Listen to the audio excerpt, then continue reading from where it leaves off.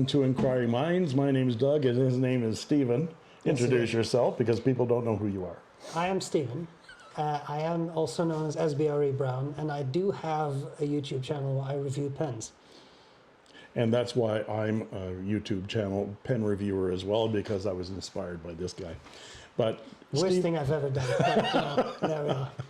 But Stephen very kindly invited me to come up to his place and have a chat. He's actually got a few things for me from our friend Joost. Hi, Joost. How you doing? We've been talking about you. Are your ears burning? And I've left half the things off the list, so those pens will disappear. Slightly disappear. That's the way it is. So yeah, Stephen's going to loan me a few pens that have come from Joost via Stephen. Loan. Yes, on loan. Real soon now, RSN. And I'm going to review those pens. There's a whole pile of them. I was going to look through the pens. I thought maybe there were 3 or 4. It's about 15 or so. Yeah, so we haven't got time for that. But I also asked my viewers on my channel if you had any questions for Stephen or any questions for me or both of us. Would you please send them to me? And I've got a few here, and I thought that might generate some discussion. We already had our long confab. The two wizards putting their heads together. Confer, converse, and otherwise hobnob with my brother wizards. And Stephen's cooked a lovely lunch for me. And it was a good conversation. Yes. Yeah. So I thought we would ask these questions and see where it leads us. So, first of all, my friend Oscar Medina from Mexico. Hi, Oscar. Good to see you. He said, "What did she say?" Ha ha, very funny. Nice. Yeah, and the answer to that is that. That's what she said. Michael, please. Here he is. Please. Because that's what she said. That's what she said. Yeah, yeah. The other answer I would give is, no wonder it's so dry. The slit is too tight. Okay, we can edit that out. We'll edit that out. Yeah, no problem. Okay. So, Greg Cooper, 8466, says, how do you find the Canadian market for fountain pens? Are there stores in your area that you can try pens? I'm in Winnipeg, sorry about that, and there isn't much in that area. I've heard that. Yeah, I've been to Winnipeg. It would be nice to have a pen show here in Winnipeg. So, how do you find the Canadian market? It would be nice. I mean, there is the Scriptus in Toronto as a show. It would be nice, and there has been talk, but I don't think it's ever materialized, to have some sort of pen show in Alberta. Pen shop wise, I think we are fairly fortunate because Calgary has Reed's, and there is the one in Edmonton, whose name I forget, Stilo Plume or the Plume or whatever. Something like that. Something like that. I've never been, but I've heard good things about it. Yeah. Exactly. Likewise. Is there anything here in Red? There is. I mean, there is an art store in Red Deer which has some fountain pen ink, so I understand. But I have not actually been there myself. So it is certainly a bit less stocked maybe than some places in Europe, but I don't think it's terrible either. But Calgary isn't far away. Calgary is not far away, so I don't really have any issues. But yeah, I can imagine if you are in other parts like Winnipeg, it would be different. I always like to promote my local pen shop, Reed Stationers on 17th Avenue in Calgary. They have a terrific, the whole back of the store is all fountain pens. They have a wonderful display of Mont Blanc, Lamy, everything you can think of. It's a nice store. And it is a nice store, and you can try things out, that kind of thing. The people there are very knowledgeable and very supportive. We have other stores like your art supply dealer. There's one called Kensington Art Supply in Calgary that I just stopped at on the way here because pen friend Janice, hi Janice, sent both of us an email this morning saying they were having a 75% off garage sale, and the what's the pen? The manuscript 1825 was on sale for 75% off. So I went and grabbed one on my way up to see Stephen. So I look forward to that review. That looks cool. Yeah. So we're very, very lucky that we've got these many resources here. Wish you had something in Winnipeg, but perhaps you should think about moving to Calgary, moving to Alberta. It's So- not that it's any. I mean, it's not that the weather is any worse. So No, that's maybe you true. could- That's true. It can't get Win-win. worse than Winnipeg. I know I've been there in the summer and the winter. So sorry, guys. Yeah. Just, a little bit of Canadian humor there.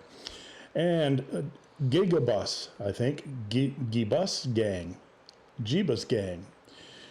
Some of your handles are very hard to pronounce. Best tasting ink ranking. I was not really the ink taster, but I am very tempted to try the Edelstein Star Ruby Red because it looks like candy. But I so far have maintained enough sanity to not try and taste it. But I think that might be that looks like it would be good. Sounds like it. I've never tasted inks. I've smelled inks, and KWZ, we were just talking about KWZ's Azure Blue number 5, I think it is. Most of their inks actually smell like vanilla. I love that smell. So they feel like, or they smell like you want to eat them. I don't. Then there are pen ink names that sound delicious. Yes. Like the Ferris wheel pressed Cabernet on the Lake, which is a beautiful ruby kind of with sparkle in it that looks like you want to drink it. But so thanks for that question. I've never thought about drinking my ink until now. Juan C84 asks, do you or Stephen have pens with custom ground nibs? I can't read my own writing. If so, which are your favorites? Yeah, I do have one, and just because we were playing with pens, I can't show you how it writes because there's no ink in it, but I do have a classic Pens LM1, which is a nice red to begin with. Came with actually it didn't come with, someone sent me a very broad nib for it. It's just a broad, but it was an enormous amount of tipping on it. It's not on here apparently, so no point showing you anything. But anyway, Salmon from the Toronto Pen Company, I think, he ground it into an Architect, and he did a very nice job, which again I cannot show you apparently, but what's the point? But very nice. We're going to see this or talk about this pen later, I think, because I know a question you haven't heard yet. Nice. And this pen figures in the answer that I'm going to give anyway. I have a few custom nibs, ground nibs, and they're all from Jack Hernandez, who does a fabulous job in Calgary. And it was actually one of the very first grinds that he ever did for me. And it was of my pen that I do my opening scrawl Inkquiring Minds with. It's a Memento Zero Blue Hawaii. I bought it with a broad nib, and he cut it into an Architect for me, and I write with it every week. It is just one of my very favorites. And Jack likes a lot of feedback when he grinds a nib, so he'll give it to you with that feedback on it, and then let you write with it for a while and say, if you want to smooth it out, you can, but I don't recommend it. And I've left it have that feedback on it, and it is just superb. So that's my favorite custom nib. Thanks, Juan, for that question. Gray2843 asks, what's your best pen under $30? Do you have any pens under $30? Do I own any pens under $30? That is a good question. I believe, I'm just looking at things, I believe that this was certainly not more than $30. Is it your best? It is a pen, I will say that about it. And it's, I called it a sex toy myself. there is a certain vibe to it. Note that I did Sorry. there. I hear what you did yeah, there. no, nice. I think it's quite nice. I mean, for me, really, although I don't have one, I do still think the Lamy Safari is a solid writer. The grip section is not for everyone, like certain people maybe sitting next to me. But having said that, they're fairly inexpensive pens. They tend to work well. So that's probably my choice, even though I don't have it. That's kind of what I would say. I'm not leaving. Doug just left. I just saw him drive off. This is, now I'm cheating a bit because this is not in its current configuration $30. This is a Wingsung 601. and it is a hooded nib. In this configuration where it's all stainless steel, it's probably more like $60 because I've replaced the nib with a bobby bent nib, replaced the section with stainless steel. But this flighter version you can get from Bobby on AliExpress, I think, for like $60 or $70, not gold. But you can also get the 601 in regular plastic colors, many different colors, and they're under $30, and they're a terrific knockabout pen. So that would be my favorite pen, under $30. And a cool filling system. And a cool, yeah, it's the Vacuumatic style pump on here, and they take a tremendous amount of ink as well. This has, since I got this has gone everywhere with me. So thank you for that question. And Regularja, I can't even read my own writing. So 8152 says, if you have a chance to collaborate with Ackerman, what is the base color and shimmer that you would choose to begin with? So they knew that you have already collaborated with Ackerman for your StephenBrown. Yes. Brown. Yeah.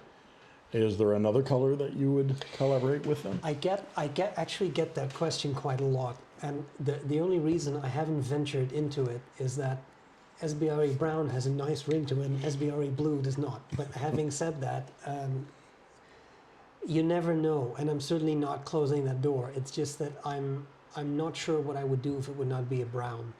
So that's kind of the short of that. As to shimmer, I have never really been a shimmer person. So if I were to pick a base color, what I would like is a very dark gray, and I don't know why, but I always forget gray inks exist, or I'd like to see a nice gray. But no shimmer for me. You can have all the shimmer. I don't need it. What about you? I have one Ackerman ink. I love the bottle. They're terrific bottles. And it is shocking blue. And That's a a good one. wonderful, wonderful That's a good color. Yeah. I think that it'd have to be blue. My favorite color is my favorite ink color is the one that you see in the opening scrawl of mine, which is B.R.E Kyanite du Nepal, which is an azure blue that has a silver shimmer to it. I think I would look for something that is similar to a Konpeki with Ackerman that had a silver shimmer to it, like that. If Ackerman was interested in speaking to me at all about something like that. We can we'll make see. introductions. Okay, Yeah. you know people over there. Yeah, I know. Right. My people will contact your people. Yeah, okay, Yeah. good. Thank you for that question. And Dan Cruz, 7832, asks, is there a consensus on how different makes of nibs, Jovo, Bach, Schmidt, etc., perform? That's a good question, and I would be interested in your answer too. I think, and this sounds like I'm dodging the question, which I'm not. I think it's a bit of a matter of personal preference. What I will say is, for me, I have found often that Bach nibs are a bit drier than Jovo nibs. However, I have recently I had a conversation with someone online who actually found the opposite, that the Bach nibs are wetter. Now, I will say, when you get to the number 8 Bach nibs, they have an ebonite feed, and that can make quite a difference. However, I have had number 8 Bach nibs that, especially the titanium ones, that ran dry very quickly, that's really starved, whereas others, even the titanium, so same material, same brand, were much wetter. I think there's a bit of a difference there.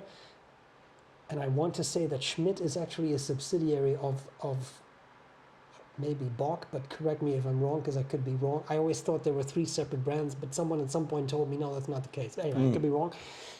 So that would be it. So if I were to have the choice, I would probably tend to pick a Jovo nib over a Bach nib, but I've had some lovely Bach nibs. So it's, again, that's maybe a bit wishy-washy, but that's about my experience. It's a bit in the dryness. It's the smoothness. I don't know that I've really noticed any difference. What about you? Someone else later asks a question similar to this about why there seem to be more Jovo nibs than Schmidts out there. and it has to do with production or the size of the company. Again, I don't know any details about this. I thought that Bach was a family-owned business, Peter Bach and his family-owned. Jovo, I have no idea what their ownership is, but they seem to be able to mass produce nibs in a larger scale than Bach or Schmidt. That's my guess. Well, and there is also the fact that when you, and I'm not like, I've not done this, but having talked to pen makers, I have heard the number 5,000, that if you want to order from Bach, you need to order 5,000 nib units, and maybe it's 3,000, whatever. I thought it was 5,000. But I mean, clearly, when you are a small pen maker, to buy 5,000 nibs is an issue, and there might even have been something, but I could be making that up, and it has to be every grade, so it has to be fine and medium and broad, and that's financially not doable if you are a smaller manufacturer. Right. So maybe that's part of it too. That a lot of these smaller companies, like how Edison started, for example, they went to Jovo straight away because I don't think it was feasible. Right. Yeah. And from my limited experience of nibs, I've seen more Jovos than I've seen Bachs or Schmidts, and so the higher percentage of Jovos have been nicer nibs. And also, I've seen other companies move from Bach to Jovo. So Leonardo, for example, my first Leonardo was that aforementioned Momento Zero Blue Hawaii. And one of the reasons I got it cut was because the nib performed so badly. In fact, it would not write. I bought 2 nibs. Both nibs would not write out of the box from Leonardo. I told Leonardo about it. They replaced them immediately, but they replaced them with Jovos because he was just making the switch that month, I think, to Jovo from Bach. So I had the Bach cut, and it's a lovely nib now, but the Jovos are beautiful. And every nib I think I've gotten from Leonardo, which are the Jovos, have been fabulous. I don't remember, maybe there's been a couple that have been scratchy out of the box or something like that. I'm not aware of that. But I know that I had a hate on, excuse me, for Schmidt.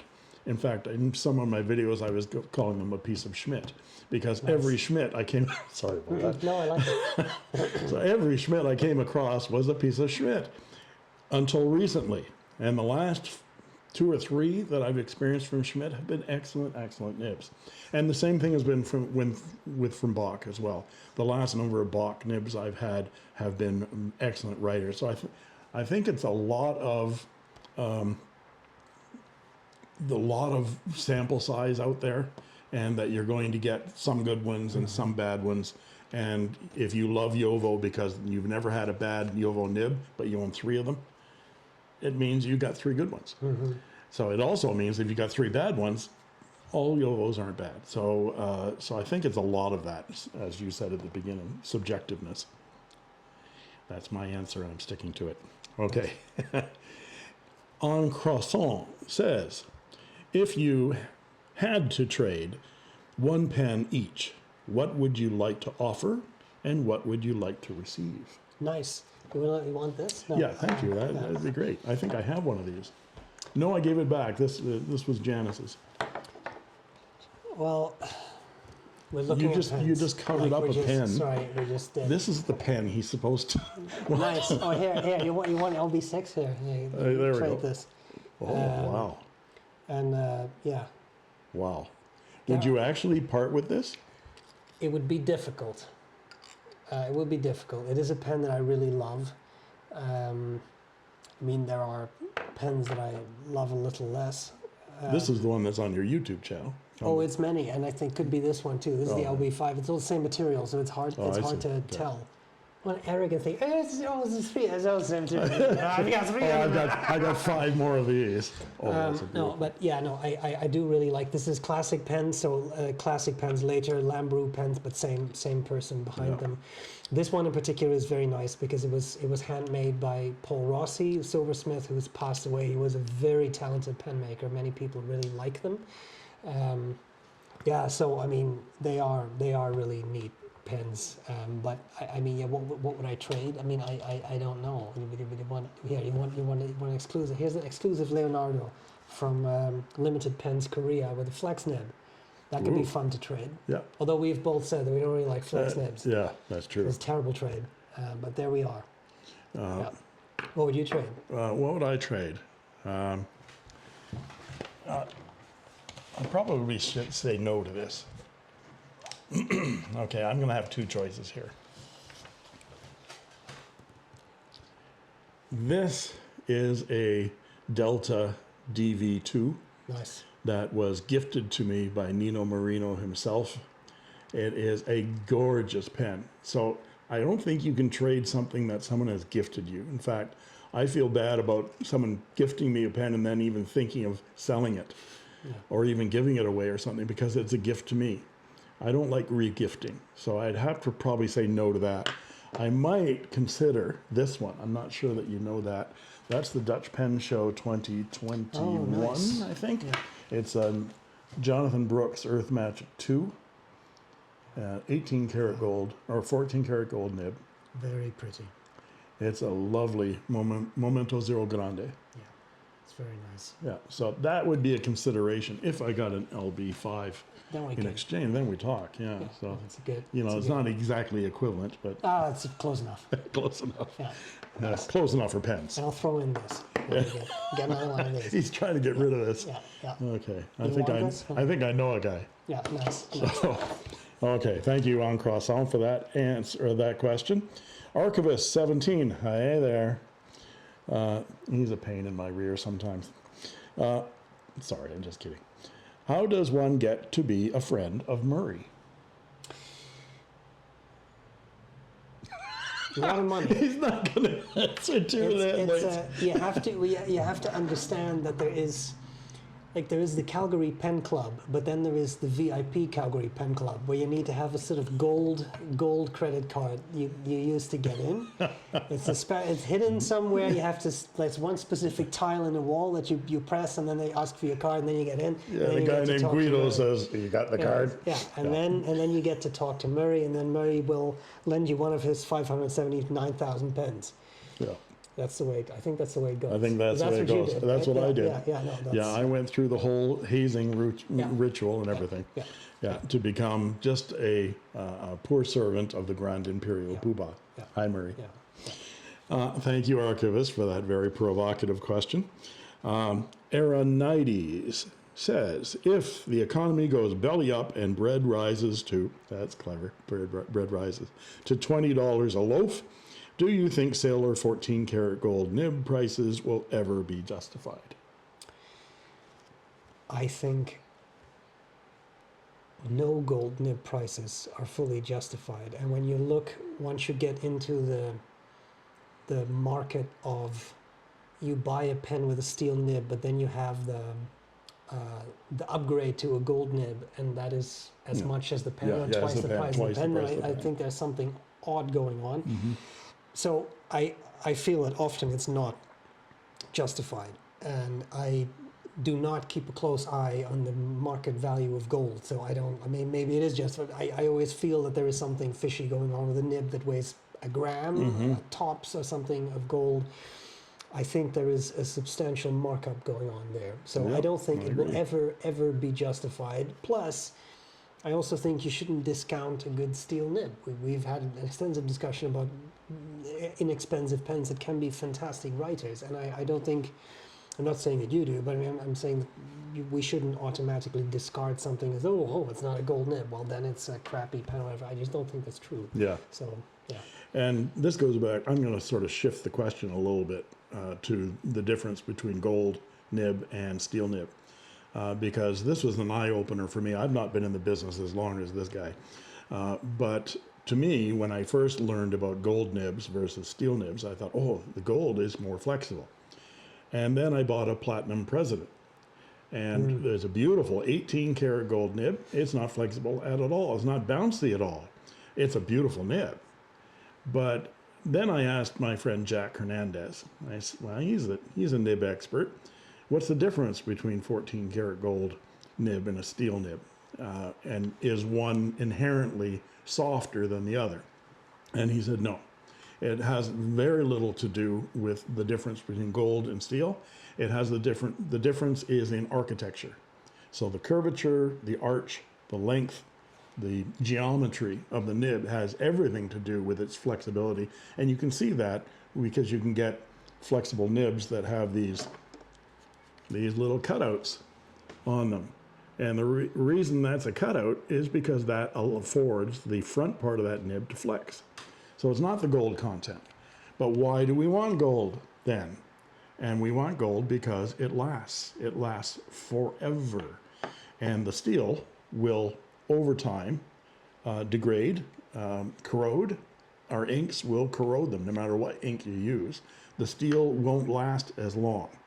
I'm just going to show you, continue to reach for things here. But I've been showing Stephen this pen. This is a 1945 Parker Vacuumatic that I restored, and it has a 14 karat gold nib. This nib looked like Schmidt. It wasn't a Schmidt, but it looked like crap because it was completely black. And within 10 minutes, I polished that back up to look like it's brand new because it's gold. If it was steel, forget it. So that's the big difference.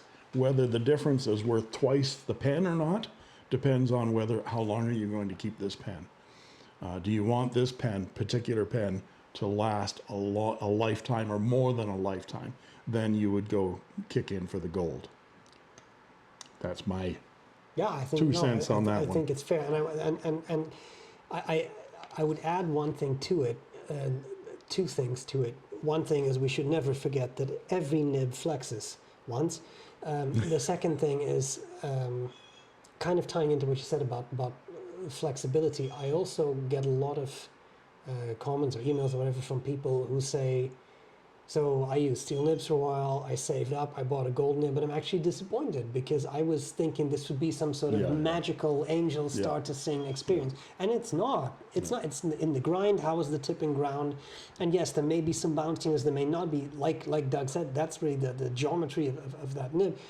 But don't have the expectation if you're starting out that it's going to be a night and day difference, because it doesn't have to be. It can be, but it doesn't have to be. And I always find it very sad when people have such an experience where they save up and they think this is going to change my life, and it's just another nib. So also have modest expectations. Yeah, it's the expectations. And the other thing is that the tip on a gold nib is the same as the tip on a steel nib. It's that same iridium alloy. So gold isn't touching the page anyway. Exactly.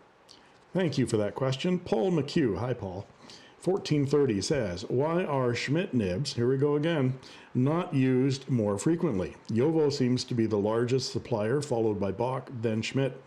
The nibs are excellent. Is it a supply issue or production? I think we answered most of that. I think we answered most of that because I wouldn't know what else to say beyond availability. But Bennu does Schmidt. They've done Schmidt from the start. They don't seem to have any plans on switching that up. So it's there, but I agree that it's disproportionate. Yeah. Thanks, Paul. Keith Kreindler, I think it's Keith Kreindler, asks, hello, professors. Hello. That's hello. Hello.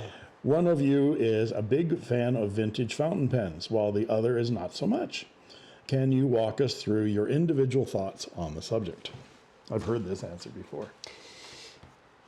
To me, it's a very pragmatic thing, and it may not be a justified thing. So let me immediately emphasize that. I think it is a matter for me of fragility of vintage pens. I'm always nervous that they are more fragile than modern pens, which may not be the case at all, but that's one part. I often find them a bit smaller than modern pens, which is also not entirely fair because you can buy a Waterman number 10, which is huge. Like this is not one, but I mean, this is kind of based on it, modern pen based on it. So that's also not an entirely fair argument. I have looked into some vintage pens that I know are bigger, but often those are extremely expensive. So probably these are all pretty weak arguments. I've just always gravitated more. I've had some vintage pens, but I feel that I've always gravitated more towards modern pens, and what they lack is the kind of heirloom association. And I will say, to me, for example, I don't have it here within arm's length, but I have my granddad's old pen. That is not particularly vintage. The Parker 75. It's not like from 1910 or something, but still, the personal connection to that is much greater than a modern pen will be. Although I guess if you have it long enough, it gets that. But vintage pens come with that, and if you find a vintage pen which has someone's initials engraved in it or something, you know that someone has used that pen for a long time. That is very special, and I will be the first to admit that it's hard to get with modern pens. But so it's, for me, it's very pragmatic and may not be entirely true. What about you? Yeah, good answer. Good answer. For me, I fell into vintage pens completely by accident. I have to blame my university colleague Jim for that. Thank you, Jim. We were having lunch one day. I keep connection with my old university through Jim, and we were having our Chinese lunch, and he said, you know what people would really be interested in? They'd like to see you take something broken and the process you go through to fix it. And I thought, well, that's interesting. And so I looked at restoring a couple of vintage pens that were loaned to me by Ron, and got really quite interested and intrigued. Not by how popular the videos were, because they aren't, but by how interested I was in going through the process, and the results actually being something that made me right chuffed about being able to fix something that was previously dead. And so I blame Jim for the Pen Resurrection Sunday series, because I take a pen that was previously completely dead and probably filled with history. This one is from my friend John. This is a Waterman 100, which is not a small vintage pen, so there are bigger ones out there. But I was able to take the pen from a state that no one would pay $5 for it, and into a state that rivals some of the modern pens. And that makes this pen more valuable to me than some of my pens that I've spent hundreds of dollars on. Not only is it imbued with all the work that I did on it and all the history that came with it, but I had a hell of a fun time while doing it and just sharing it with you. So that's why I'm hooked on vintage pens, is because I get a kick out of being successful. And recently I've been not so successful, and I've publicly shown my failures as well. And you guys love my failures better than you love my successes. And so I'm getting a kick out of that too. So something breaks on me and I think, oh, my viewers are going to love that. So that's a terrific question. Two completely different answers. But I do see what you mean, though, and I have, way back when I started my channel, I did do some sort of basic restoration, and when I say, I mean just like putting a new sack in or something like that, very, very basic stuff, and it is fun. And I absolutely see that if you kind of like the mechanics of this kind of thing and fiddling with specific tools and little figuring out how to get into something, whatever, there is a challenge in that I fully see and kind of get. You see and you appreciate, but you don't want to do it. I don't want to do it. I'll have someone do it for me, but I don't want to get into that hassle. But I see it, especially if you have that kind of DIY type of inclination, which I don't really have. But I can see it. I can see how people. You put it really well, like to restore something that was basically dead. That is very. Very rewarding. And I remember a long time ago, I bought a Parker. I think it was a 40 or something. I got it on eBay. Of course, it was described as writes perfectly because someone dipped it and it wrote, but it didn't. I finally managed to take the feed out after quite some attempts, and the feed, which is saturated with what I think was Indian ink or something, like it was like actual India black ink that should not go on the front of the pen. So it was fully clogged. But then being able to clean that out, being able to get it to write was an amazing experience. So I fully get it. Yeah, there's a lot of endorphins there that come when you have a success like that. And I think one particular restoration that means a lot to me, because it meant so much to the individual who owned the pen, was my friend Lori gave me her dad's pen that she had inherited when her father died when she was just a young girl, and it had never worked. He had taken it to war with him in World War II and written home with that pen to his mother, and wrote with the pen for quite a few years. And then when he passed away, it was already broken. And she knew that I was into vintage pens and tentatively asked me, would you be interested in restoring this one? So, you know, when it's someone else's precious memory, I'd hate to make it worse, but it was dead. So I'll give it a shot. And the feeling I got when I got that pen to write again, after not being writing for decades, but especially when I put it in her hands and she wrote with it for the first time. I'm getting verklempt. Her reaction was priceless, and I think everybody appreciated that restoration as well who watched that video. But that for me is, I get a little bit of that every time I'm successful with a vintage pen.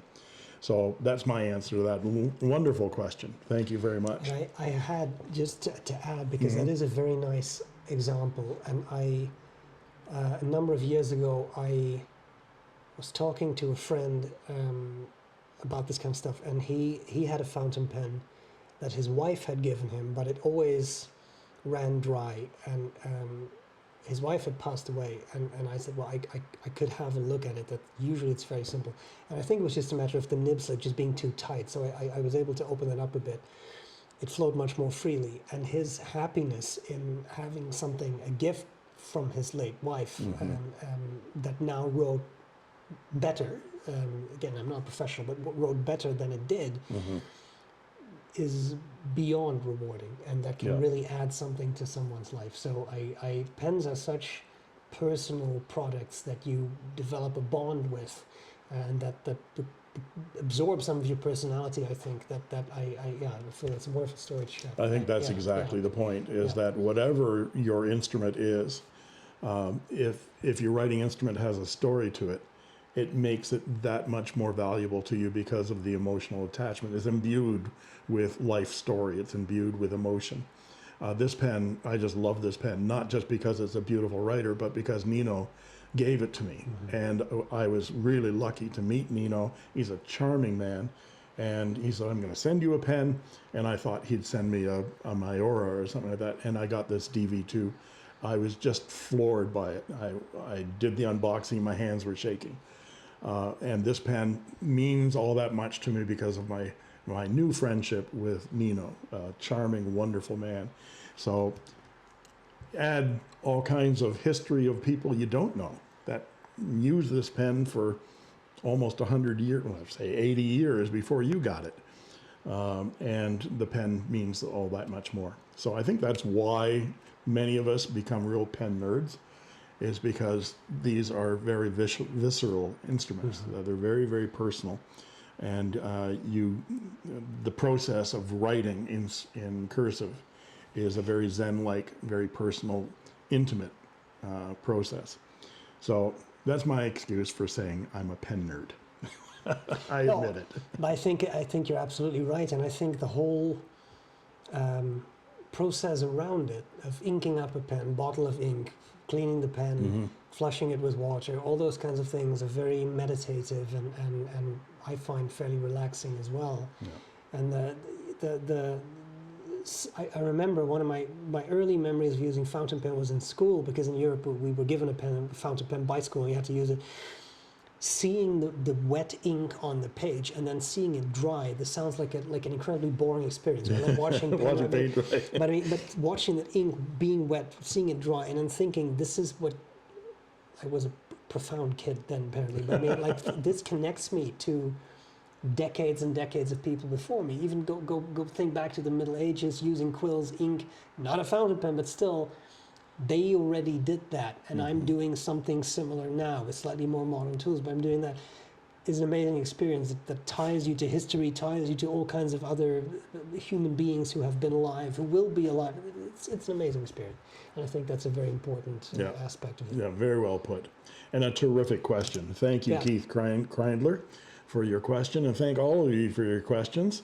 It's really generated a lot of interesting conversation between us. And I want to thank you for watching, and I also want to thank Stephen for hosting me here today. Thanks for being here. It was awesome. We had a wonderful lunch and a wonderful time going through all these pens, and I particularly like the question where we're going to do a nib swap. Yes. Or not a nib swap, we're going to do a pen swap. So there's your pen, and there's my pen. Just I always wanted. And I'm sticking to this one. I feel someone came out on top with I this don't trade, know. and I don't know. What do you it's think? me. Who got the better of this trade? Yes, let us know. Let us know in the comments below. Thanks, Stephen. Thank you very No, much. thank you. Thanks for being It's a here. pleasure. It was awesome. Thank you. Thanks, And everyone. it's goodbye from me. Bye. It's good night. Glad Goodbye to see from you him. later. Bye-bye. I made this.